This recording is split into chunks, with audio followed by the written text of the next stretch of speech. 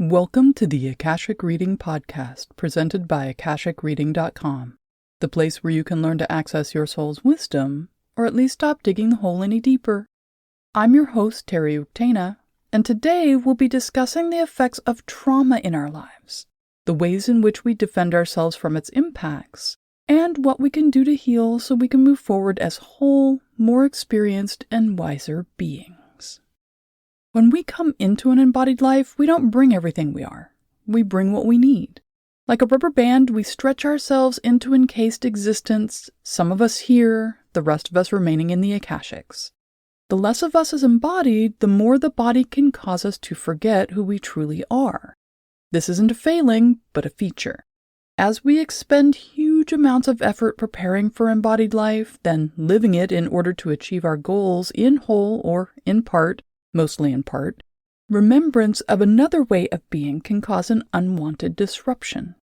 The more of us we bring here, the more we not only remember the interconnection of all things and how prana or chi or akashic energy works, but our psychic senses are turned on within the body. We begin to hear others' thoughts, understand instinctively others' motivations, feel called to help people with their issues on any or all levels, are affected by others' issues on various levels, and are unable to distinguish between the working persona of the person versus their true soul nature, just to name a few of the most basic consequences. While these senses are helpful and even necessary for souls who come to be in service, they're a hindrance to people who embody in order to learn lessons. Lives of focused learning can require a level of focus which precludes spiritual enlightenment and possibly interactions which cause pain to the soul and others. Someone coming to learn about the very rudimentary lessons of power over others and its consequences, such as a miner in the Appalachians, can be severely hindered by having his psychic senses turned on, since he's in close quarters with others who are suffering day to day and which he is neither meant to help nor to connect with in this manner. So we choose how much of us to extend into an embodied life. One portion of our soul, usually a small portion of the whole, is engaged interconnectedly with the body, mind, and emotions of the life, to the exclusion of all else, while the rest of the soul remains in the Akashics. This portion of us, the part that stays in the Akashics, which is sometimes characterized as the higher self, is not separate from us, although from the embodied side of things it can seem to be. Again, this is on purpose in order for us to focus on the life we're living, because embodied life is complicated, hard work, and requires all of our attention. The level of difficulty increases for souls who come to be in service, as they are adding not only their own need to be, experience, and thrive, but to help others do the same. How the soul is able to have two different experiences at the same time, being both in the Akashics in their natural state and embodied here, is due to time. Anywhere but embodied life, time is not linear. Time is not even necessarily relevant in any way which we can understand in our current evolution. But for something to wrap our brains around, a concept we can't really visualize, it can be helpful to think of everything happening in the Akashics as now. Everything is now all the time. Everyone is nowing all at once in a non-contradictory fashion. However, when we come here, we enter into a bubble, a construct where time runs in a linear fashion, a place where there is a past, present, and future all running in one direction, where causes precede effects, and the order of how things happened is relevant. The boundary between these, the edge of this bubble, is currently being discovered by science in the field of physics, where experiments are defining the working of the zero-point field. For each individual soul, the bubble occurs in the prana or chi field at the top of the head, or when we move beyond the seventh chakra. Once a soul enters into embodiment, they're interconnected intimately with time. All aspects of embodied life are time-constrained, from the growth and decline of the body, to the maturation of the emotional self and the unfolding and possible decline of the mind. The soul, while eternal, seeks out this experience in order to grow and become, therefore participates fully in these processes. Soul retrieval is a healing modality which has been created in order to intervene when things go wrong with the integration. We all have experienced the contradiction of time being malleable while simultaneously being inflexible and inexorable. We learn this very quickly as children. When we're doing something we love or which absorbs us to the exclusion of all else, time seems to fly or have no relevance at all. We lose track of it, as it were. On the other hand, when we don't want to do something, time seems to attenuate, become double or triple its normal length, and seeming to drag. Meanwhile, the march of time never ends in its regularity and implacability, hence we talk about how it can be wasted if it's not used properly because it's here and then it's gone. The malleability of time comes in part from how much our soul and or our body are active and predominant in any given situation. Something which is on our path and brings us joy, an activity or experience which brings our soul to the fore and leaves it in control of a situation, will cause time to drop away, allowing us to experience timelessness. On the other hand, if a situation is so dangerous that we may experience grievous harm, time will attenuate as our body takes control of a situation to act in our best interest and hopefully prevent it. In a dangerous situation, our body becomes predominant. It's almost as if the various aspects of self are a hand of cards which is shuffled into a different order. Normally, we live in our mind where time is orderly, we can navigate and feel nominally in control of the present, and we can co-create our future with support from our body, input from our emotions, and the wisdom of our soul. In a moment of trauma, our body comes to the fore, our soul steps back out of the way, taking our emotions with it, or at least keeping them quiet, and our mind works solely as a data collector for sensory input. For example, if you're in a car accident, say someone hits you in the driver's side door, not enough to cause severe physical harm, but the car is buckled into a half-moon shape and slides sideways a bit, the other driver is fine but shaken up.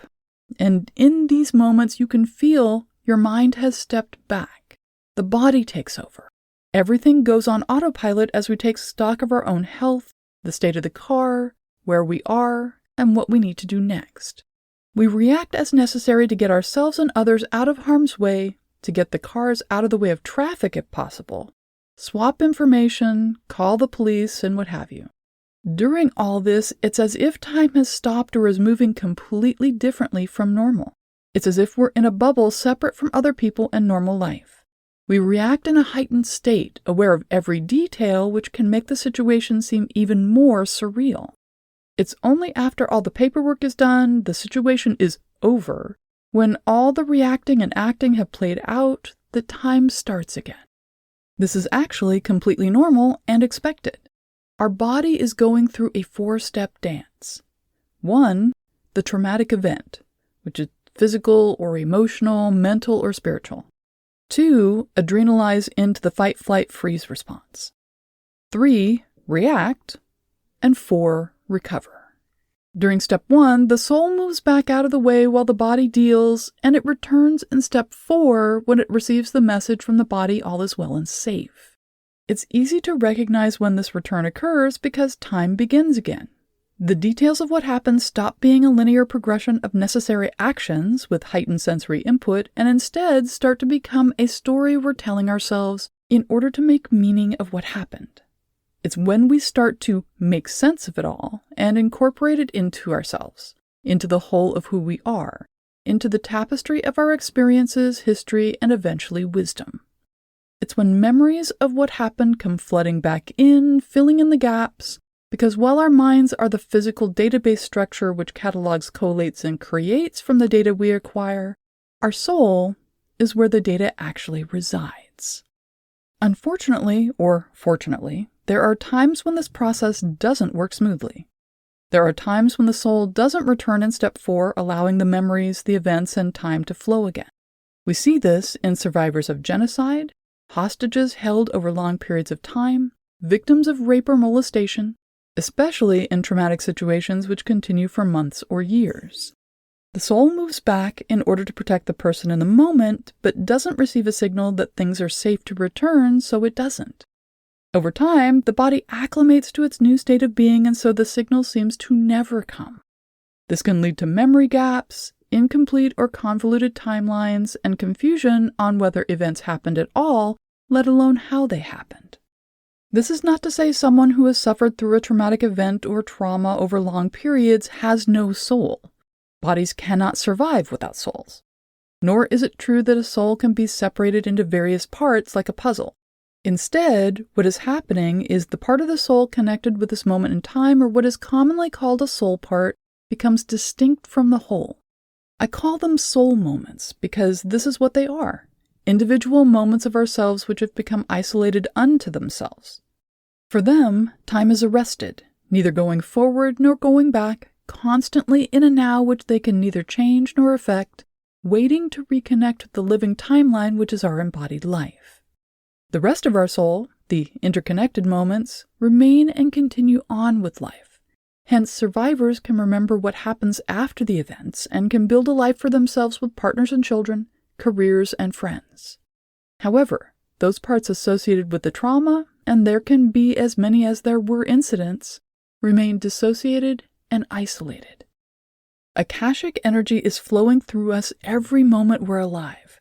Like oxygen, it comes into us bringing the raw materials we need to sustain and manifest our efforts at being and living, and then it leaves with the proceeds, which are the building blocks others need to be sustained and manifested in their turn.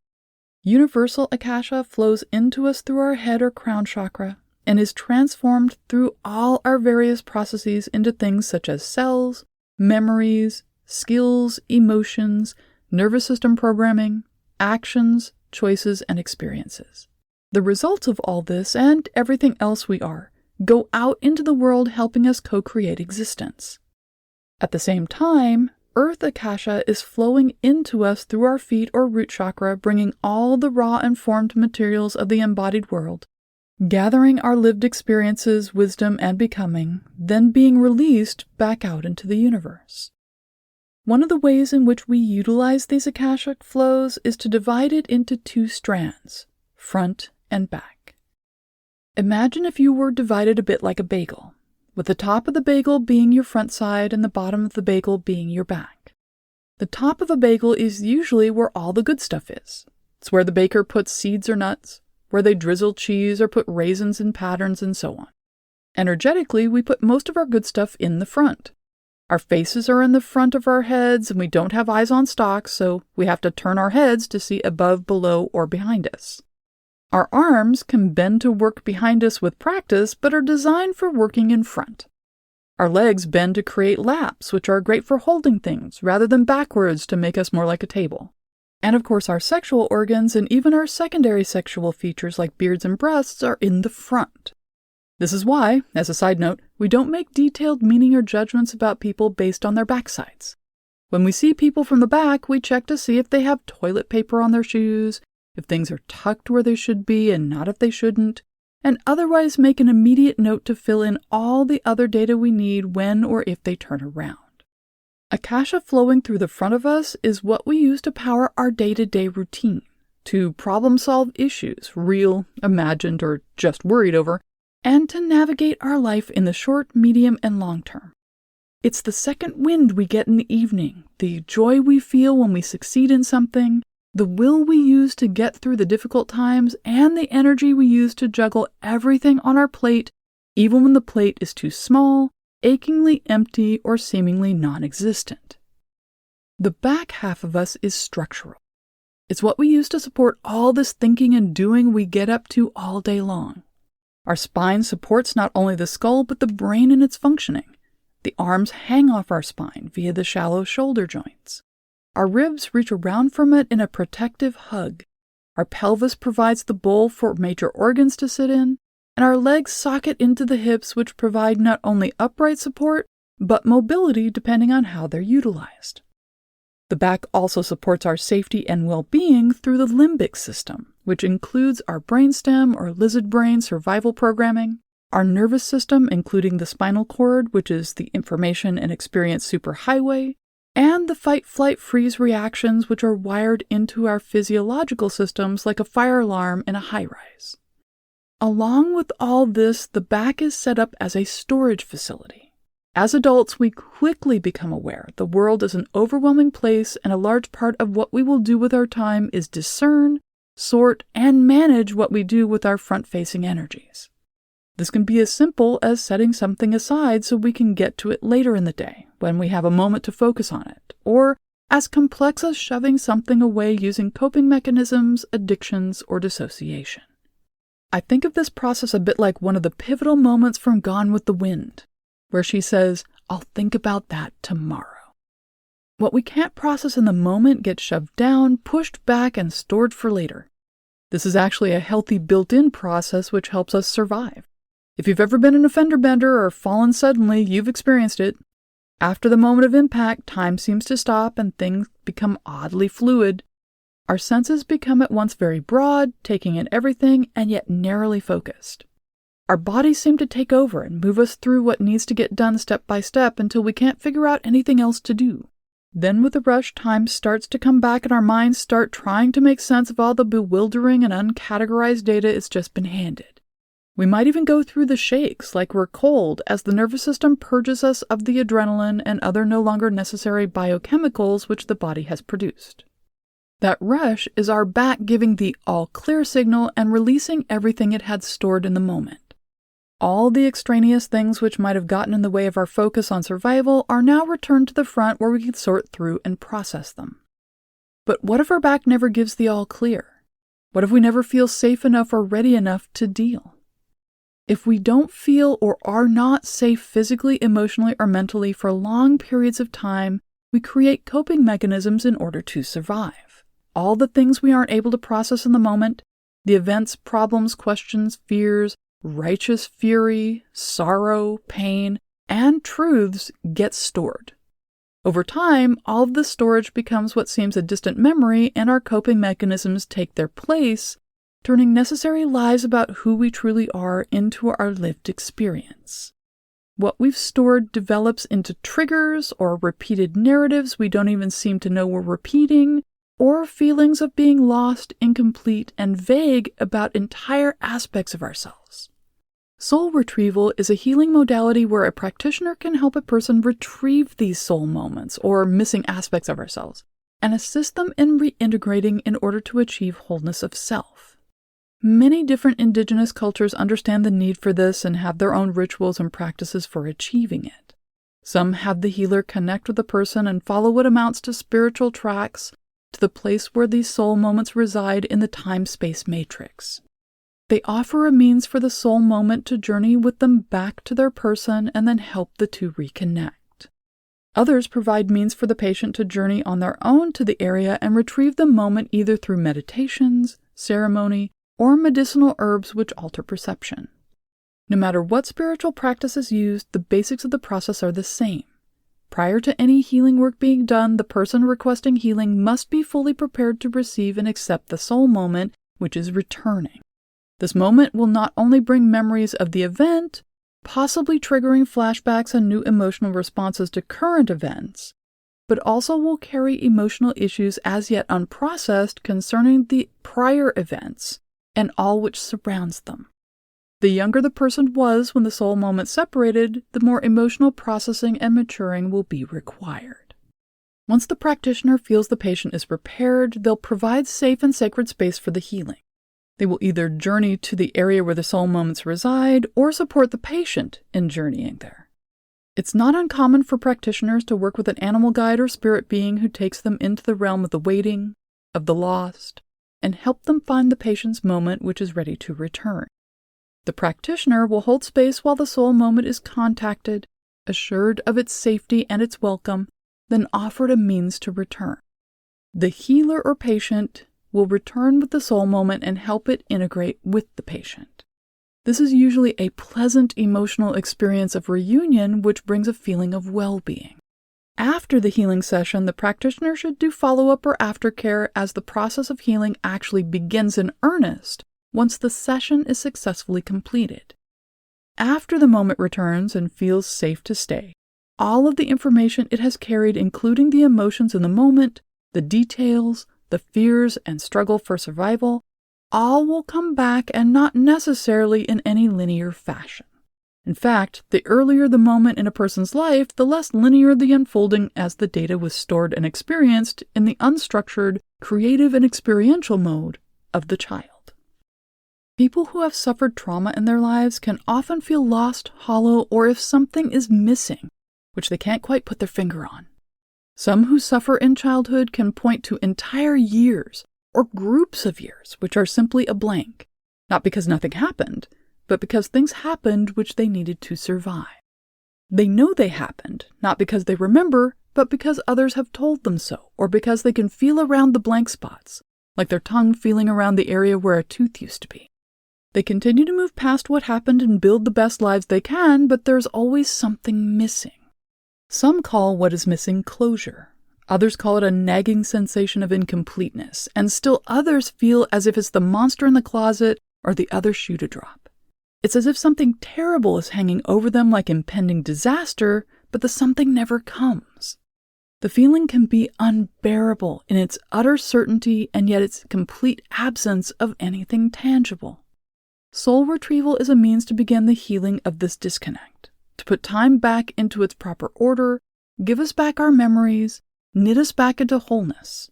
It allows our body to fully acknowledge and accept that it is finally safe and capable of keeping us safe as adults.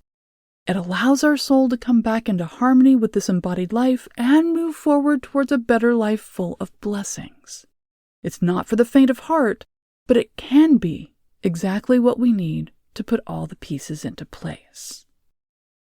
And that's all the time we have this week. If you're interested in knowing more, check out my website, akashicreading.com. Thank you to my patron of honor this week, Jennifer Keene. If you're enjoying this podcast, please consider supporting it by subscribing on Patreon. For just $5 a month, you can join in weekly patron-only classes, see all my other offerings, and get regular updates about what I'm working on at patreon.com/TerryUktana. Thanks. Bye.